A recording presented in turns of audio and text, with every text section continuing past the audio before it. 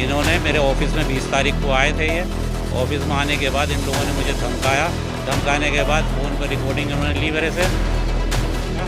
ज़बरदस्ती बाद में फ़ोन करा उन्होंने, अगर तुम ऐसा नहीं बोलोगे तो तुम्हारा जो बहुत बड़ा नुकसान होगा। इंसाफ चाहता हूँ, मेरा कोई क्रिमिनल रिकॉर्ड नहीं है, मैं बहुत सीधा साधा इंसान हूँ। उत्तर प्रदेश जनपद मुरादाबाद में थाना सिविल लाइन निवासी प्रार्थी का कहना है कि वे माननीय उच्च न्यायालय की पैरवी करता है। प्रार्थी ने साइम की जमानत माननीय उच्च न्यायालय इलाहाबाद से अपने परिचित अधिवक्ताओं से कराना तय किया था, जिसके लिए प्रार्थी ने 2 लाख रुपए एक बार और 2 लाख रुपए बाद में लिए थे, जिस पर प्रार्थी ने इलाहाबाद के अधिवक्ता अनुसार जमानत कराने का समय 11 दिन का लिया था। सुनवाई न होने पर 21 दिन का समय दिया, लेकिन 21 दिन पर भी सुनवाई नहीं हुई तो जमानत कराने का 3 दिन का समय दिया, लेकिन साइम की जमानत लिस्ट पर चली गई। लिस्ट का नंबर लंबा हो गया और साइम की जमानत के पैसे वकीलों का घरेलू बीमारी में खर्च हो गए, जिस कारण प्रार्थी उसकी जमानत के पैसे वापस नहीं कर सका, जिस पर प्रार्थी ने कहा कि वे 15/5/2025 तक उक्त साइम के पैसे वापस कर देगा।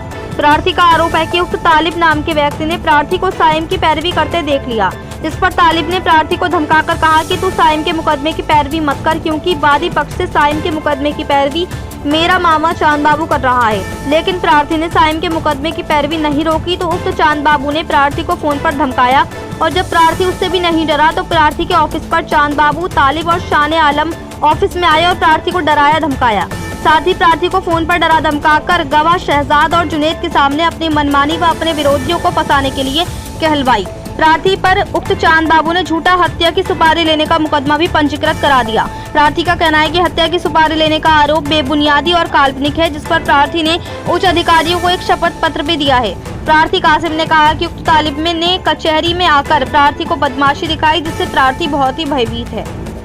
मुरादाबाद से परवेज अंसारी की रिपोर्ट। क्या नाम है भाई साहब? कासिम। क्या है मामला? मामला ये है कि मैं परवीन जहाँ आई थी मेरे पास अपने काम के लिए, बच्चे की ज़मानत के लिए। उन्होंने मेरे से पैसे की बात करी कि भाई इतने पैसे देने हैं जिनकी वजह से ज़मानत होगी। मैं उनकी पैरोकारी किसी बंदे के ज़रिए करा रहा था, ठीक है। और उन्होंने जो वहाँ पे आया, मैं कचहरी में मुझे तालिब मिले। तालिब कहने लगे कि वो मेरे मामा हैं, मैं उनसे मिलवाऊँगा।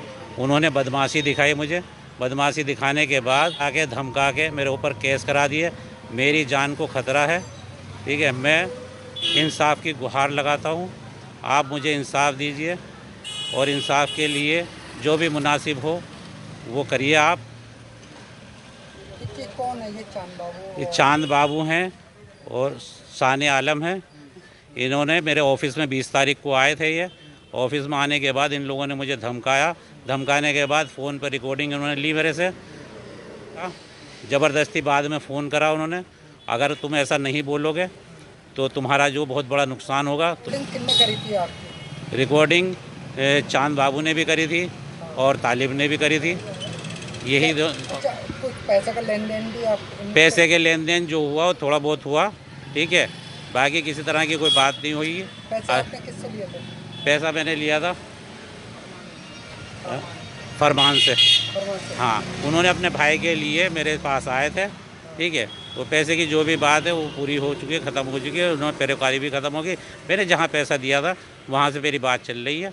इलाहाबाद जाने के लिए बात थी, ठीक है। तो आप मानते हैं आपने पैसे लिए थे ना उनसे?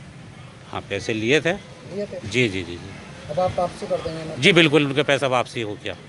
हो गया क्या ना हुआ? करूँगा। अभी वापसी करोगे? जी जी जी जी।